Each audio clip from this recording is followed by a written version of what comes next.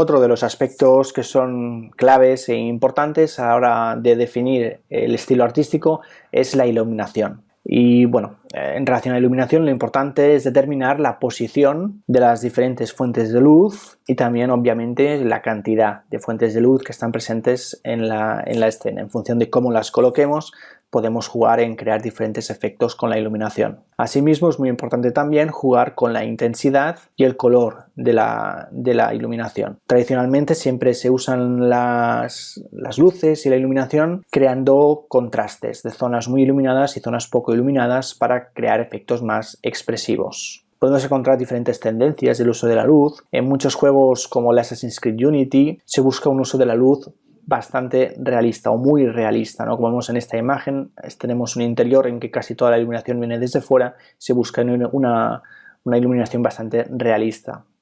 En este caso también se quiere buscar un contraste que favorezca la jugabilidad de sigilo en esta escena, por eso hay una zona un poquito más oscura. Por otro lado, hay juegos que acostumbran a estar vinculados a géneros como el survival horror, en que el uso de la iluminación ya no es tan realista, sino que es un poquito más expresionista, ya que se lleva un poquito al extremo, se crea o se utiliza una iluminación un poquito más artificial para forzar la creación de zonas muy claras y zonas muy oscuras, con el objetivo de favorecer la creación de un clima de tensión, de ansiedad, de miedo y de terror, ¿no? Como por ejemplo esta imagen del Outlast.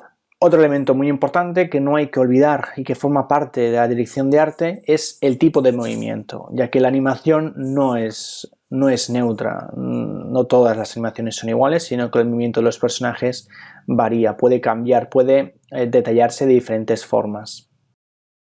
Primero, las animaciones pueden ser muy básicas o muy complejas, pueden simplificarse mucho, reduciéndose a las posiciones clave, o pueden llenarse de detalles específicos. También es importante detallar la velocidad y el estilo, ¿no? Si es muy realista o es muy exagerado. La animación, el movimiento de los personajes tiene un papel muy importante, ya que enfatiza aspectos de la personalidad de todos los elementos animados, especialmente de los personajes.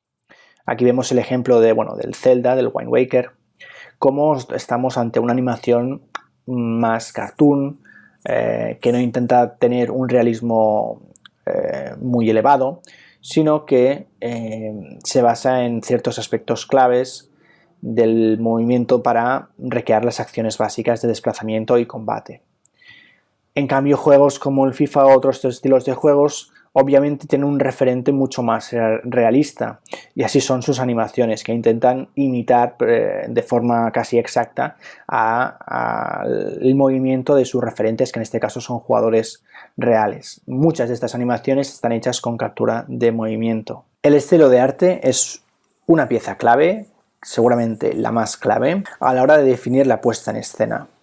Para entender este concepto, aunque en el curso de diseño se explica un poquito más en detalle, hay que entender que no es suficiente con escoger un estilo artístico que sea bonito y que sea agradable a la vista, sino que hay que saber jugar a nivel de presencia, composición y distribución de todos los elementos artísticos, haciendo que encaje con el diseño de juego y con la historia que se quiere explicar con el juego, con el objetivo de poder aprovechar las capacidades expresivas, representativas y simbólicas. Y es que cualquier actividad artística es una representación, es un punto de vista subjetivo por parte de su autor o de sus autores. Básicamente, el concepto de puesta en escena subraya esta capacidad expresiva y simbólica que tiene la utilización del arte. Así que cuando pensemos en una dirección de arte para un videojuego, es muy interesante poder aprovechar también estas capacidades, ya que nos va a dar más contenido y más profundidad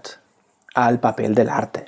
A nivel de dirección de arte, aparte de la parte más creativa, también hay que tener en cuenta otros aspectos. Uno de ellos, que también es muy relevante, es cómo se establece el flujo de trabajo. El estilo de arte debe encajar con las limitaciones técnicas, ya que la tecnología normalmente limita y condiciona el tipo de arte que se puede hacer. Así que las técnicas artísticas aplicadas van a tener que adaptarse a estas limitaciones técnicas. Esto implica seleccionar todas las herramientas y todos los procedimientos necesarios para que el arte se pueda hacer de forma eficiente y efectiva. Establecer el flujo de trabajo también implica distribuir las tareas y la creación de varios calendarios que permitan controlar cómo se van cumpliendo y terminando estas tareas. Y aquí es muy importante también establecer puntos para evaluar y contrastar la calidad de los elementos creados, ya que bueno, en la dirección de arte es muy importante no solamente determinar el estilo, sino asegurarse que se está manteniendo ese estilo a lo largo de todo el proceso de creación del arte.